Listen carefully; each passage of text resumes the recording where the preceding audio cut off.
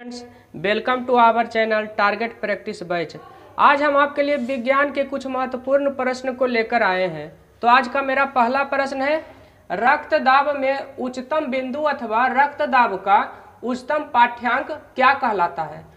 तो सबसे पहले मनुष्य का जो रक्तदाब होता है वो कितना होता है, बीपी ब्लड प्रेशर 120/80 होता है। 120 को क्या कहते हैं, सिस्टोलिक प्रेशर कहते हैं, और 80 को क्या कहते हैं, डायस्टोलिक प्रेशर कहते हैं। और मेरा अगला क्या है, हाइपरटेंशन। तो हाइपरटेंशन किसे कहा जाता है, खून द्वारा यानी रक्त द्वारा शिराओं की दीवारों पर लगने वाले दबाव को हाइपरटेंशन कहते हैं। इसे रक्त तनाव भी कहा जाता है। यदि रक्तदाब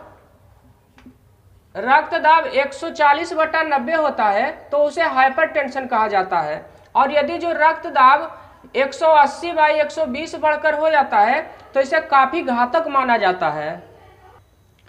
क्वेश्चन नंबर 2 मेरा है, लोहे की छड़ को तथा एल्युमिनियम की एक छड़ को समान तापक्रम तक गर्म किया जाए। तो समान तापक्रम तक गर्म किया जाए तो सबसे ज्यादा जो विस्तार होगा दोनों में वो किसका होगा, लोहे के छड़ का विस्तार अधिक होगा। क्यों होगा, क्योंकि लोहे का जो होता है प्रत्यास्थता जो होता है वो सबसे अधिक होता है, इसलिए लोहे के छड़ का विस्तार अधिक होगा। ऑप्शन बी मेरा सही हो जाएगा। आज का मेरा अगला प्रश्न है, बर्फ पर चलना मुश्किल है, इसका कारण क्या है। तो बर्फ पर चलना मुश्किल होता है, इसका मुख्य कारण क्या है, घर्षण की अनुपस्थिति। अब घर्षण की परिभाषा जान लेते हैं कि घर्षण बल है क्या। संपर्क में आने वाली दो अनियमित सतहों के बीच लगने वाले बल को घर्षण बल कहा जाता है। इसलिए घर्षण बल के अभाव में बर्फ पर चलना मुश्किल होता है। ऑप्शन बी मेरा सही हो जाएगा।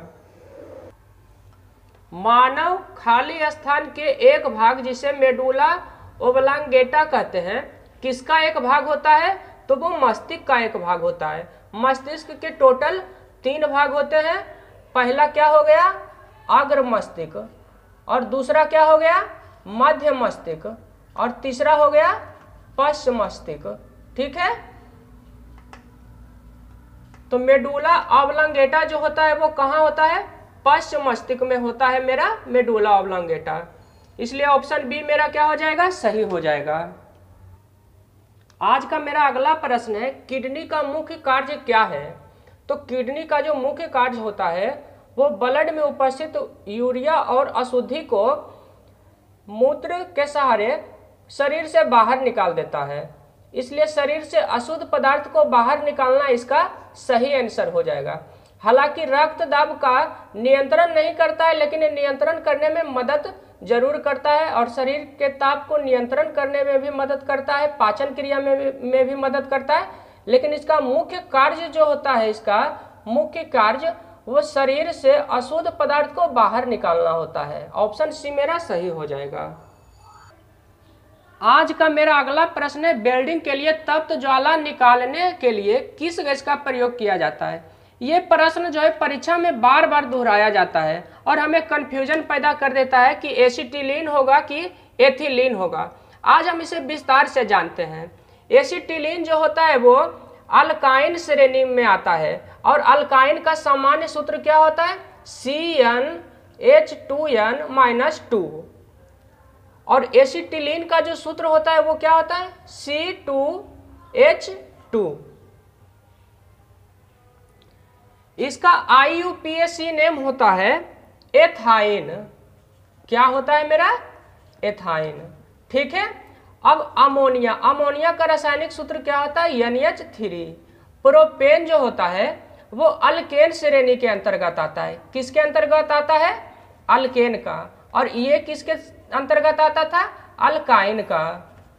और अल्केन का सामान्य सूत्र क्या होता है, CnH2n+2।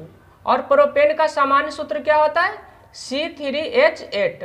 एथिलीन, एथिलीन किसके अंतर्गत आता है मेरा,